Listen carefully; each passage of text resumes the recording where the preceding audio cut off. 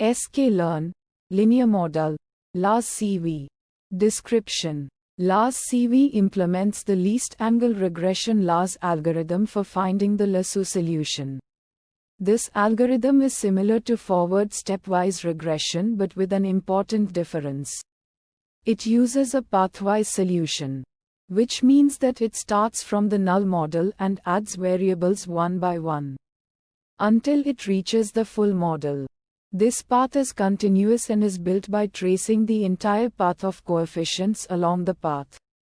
LarsCV is a variant of Lars that uses cross-validation to automatically choose the optimal regularization parameter alpha. Inputs: X the training data, where each row corresponds to a sample and each column corresponds to a feature. Y the target variable. Outputs: Core the estimated coefficients for each feature. Intercept the estimated intercept.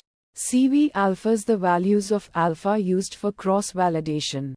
CVMSE path the mean squared error for each value of alpha on the cross-validation folds.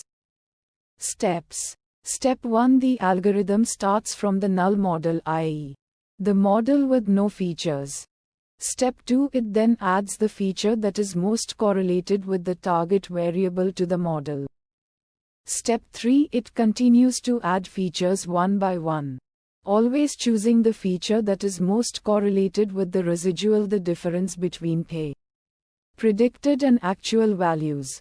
Step 4: the algorithm stops when all features have been added or when the desired regularization parameter has been reached.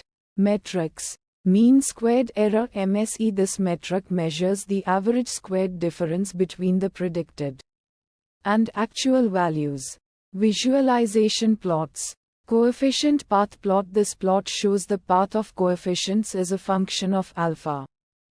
MSE path plot. This plot shows the MSE as a function of alpha. Fine-tune parameters: N alpha is the number of alpha values to use for cross-validation. CV the number of folds to use for cross-validation. Uncertainty methods: Bootstrap. This method can be used to estimate the uncertainty in the estimated coefficients. Challenges and fixes. Challenge 1: overfitting. The model may overfit to the training data if the regularization parameter is not chosen correctly. Sample use case that resulted in challenge 1: the model may predict the training data very well, but it may perform poorly on unseen data. Fixes to challenge 1: use cross-validation to choose the optimal regularization parameter. Challenge 2: high dimensionality. If the number of features is much larger than the number of samples, the Lars algorithm may be slow to run. Sample use case that resulted in challenge 2: the algorithm may take a long time to run on datasets with millions of features.